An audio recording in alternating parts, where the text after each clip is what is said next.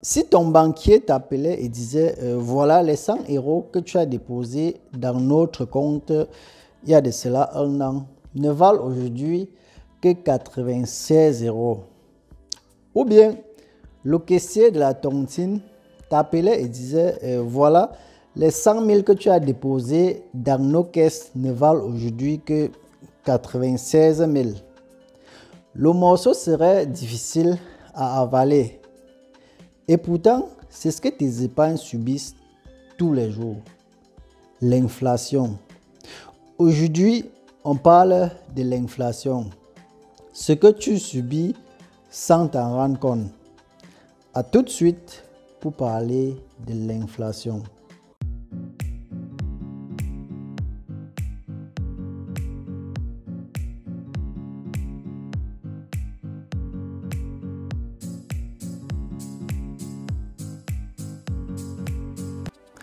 Salut, j'espère que tu vas bien. Moi, c'est Vitris Tafokam. Ici, on parle de ton développement et celui de ton peuple. Si tu es nouveau sur la chaîne, abonne-toi et active la cloche de notification pour les prochaines vidéos. Comme je parlais à l'introduction, aujourd'hui, on va un peu entrer. On parlera de l'inflation. L'inflation que tes épargnes subissent sans que tu ne t'en rendes compte. J'ai dit à l'introduction que les 100 000 ou bien les 100 euros que tu as déposés à la banque il y a de cela un an ne valent aujourd'hui que 96 euros ou 96 000. C'est vrai que le banquier ne te donnera pas 96 000 au lieu de 100 000 ou bien 96 euros au lieu de 100 euros, mais c'est ce que ton argent vaut, même si en biais, tu as toujours tes 100 euros que tu as déposés hier. Tu sais, avec le corona qui menace l'économie, beaucoup de pays ont appuyé sur le bouton copier. La machine à billets a beaucoup tourné. Beaucoup de pays ont fabriqué de l'argent. Et cet argent en circulation est de trop. C'est vrai que chez nous, on n'a pas cette possibilité d'appuyer pour tirer les billets. On a attendu, on attend toujours le FMI et la Banque mondiale pour qu'ils viennent tirer les billets à notre place. Aujourd'hui, avec beaucoup de billets d'argent qui sont en circulation, je reste d'abord en Europe, on parle de plus de 4% d'inflation. Trop d'argent en circulation et tes épargnes subissent aussi cela. J'ai dit tes 100 euros valent aujourd'hui 96 euros. Pourquoi? Les 100 euros que tu as à la banque, il y a de cela un an, disons, tes 100 euros pouvaient acheter je vais dire n'importe quoi, disons un téléphone. Bon, il n'y a pas de téléphone de 100 euros. Disons un paquet, un cadeau, disons ça comme ça. Un objet, c'est très simple là. Disons un objet.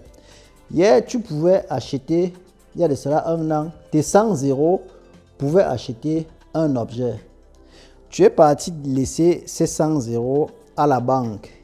Et aujourd'hui, un an après, tu retires tes 100 euros, tu vas acheter l'objet. Tu seras obligé d'ajouter minimum 4 euros sur les 100 euros, ce qui te fera 104 euros pour pouvoir acheter le même objet que tu pouvais acheter hier, il y a de cela un an, à 100 euros. Voilà que ton argent a subi l'inflation. En effet, l'objet est devenu cher et ton argent est resté intact. Voilà que tes épargnes ont subi les effets de l'inflation. Ça, c'est pareil pour la nourriture. Tu prends l'argent que tu devais utiliser hier, tu peux faire les achats, je ne sais pas quoi.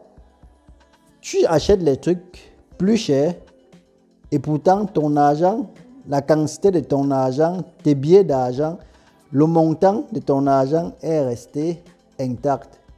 Voilà que tu subis l'inflation. C'est vrai, tu diras, oui, mais taf, pour réaliser, on doit épargner. C'est vrai, pour réaliser, il faut épargner. Mais la question ici, c'est épargner combien de temps?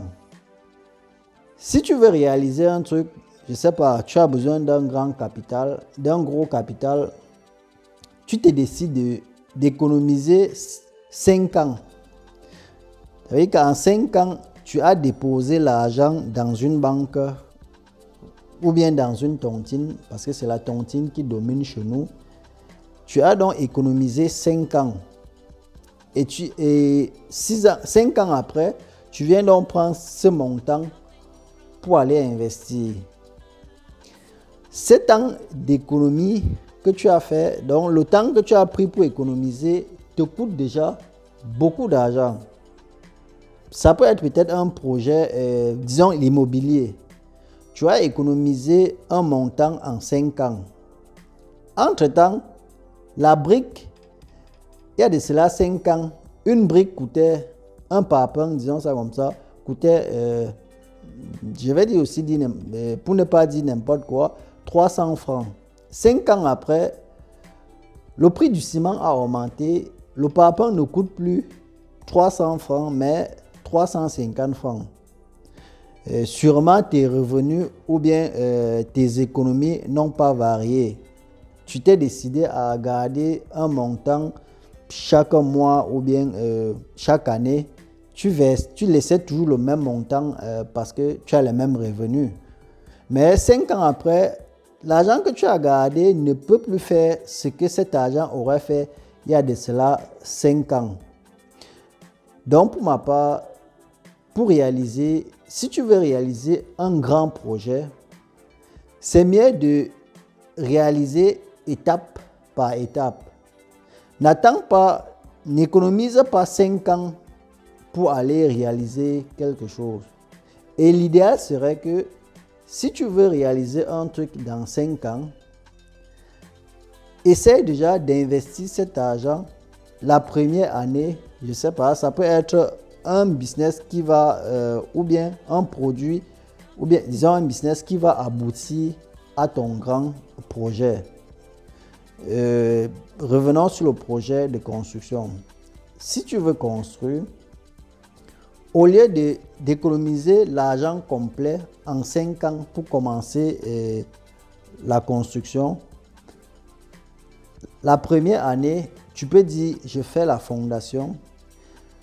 Après, au fur et à mesure, tu mets de l'argent dans le projet. Là, tu subis moins l'inflation par rapport à celui qui économise tout l'argent et avant de commencer son projet. Donc, en fin de compte, si tu veux économiser, économise ton argent plutôt dans un business. Tu diras business sûr, tu peux économiser. En voulant économiser de cette manière, tu vas perdre ton capital. En réalité, en économisant de cette manière, tu te fais de l'argent pour atteindre ton grand projet. Et pourtant, aller déposer l'argent quelque part, que ce soit dans une tontine ou à la banque, ton argent subit plutôt l'effet de l'inflation. C'est vrai qu'aujourd'hui, les prix ont beaucoup varié. Chez nous, par exemple, on parle de l'inflation en moyenne de 3%.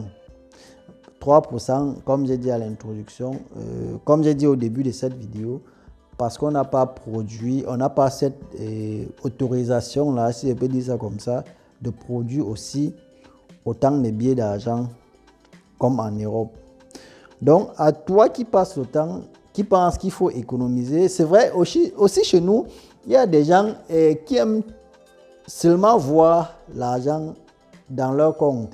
Je veux dire, on prend du plaisir à voir que le compte bancaire est bombé.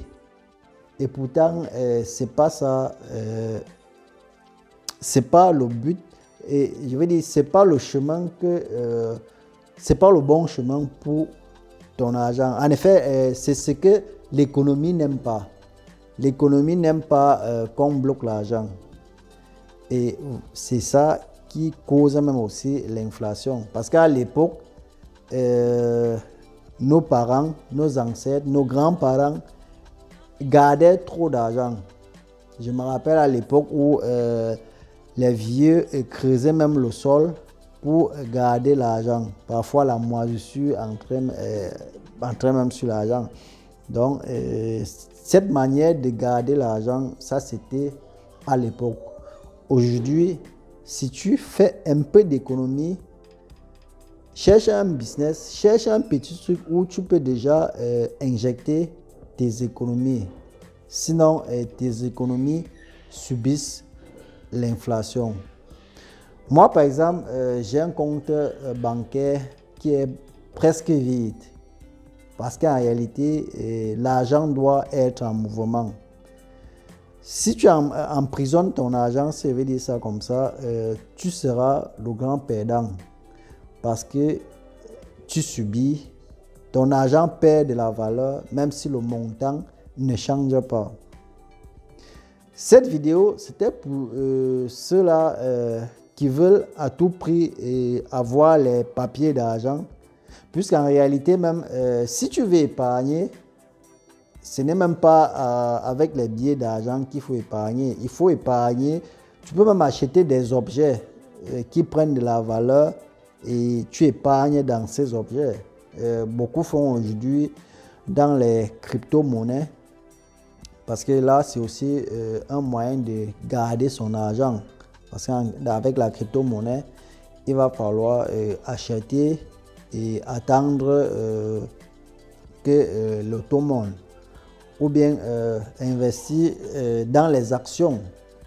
Tu cherches une société où tu achètes les actions et là tu sais que ton argent ne subit pas l'inflation. Là tu n'emprisonnes pas l'argent. L'argent a besoin de ces mouvements pour que l'économie ait du sourire. C'était tout pour aujourd'hui. On a un peu introduit l'inflation, ce que ton argent subit, ce que tes économies subissent. C'est bien d'économiser. En réalité, je dis, en réalité, pour devenir riche, pour construire une fortune, pour bâtir une fortune, on a besoin d'économiser.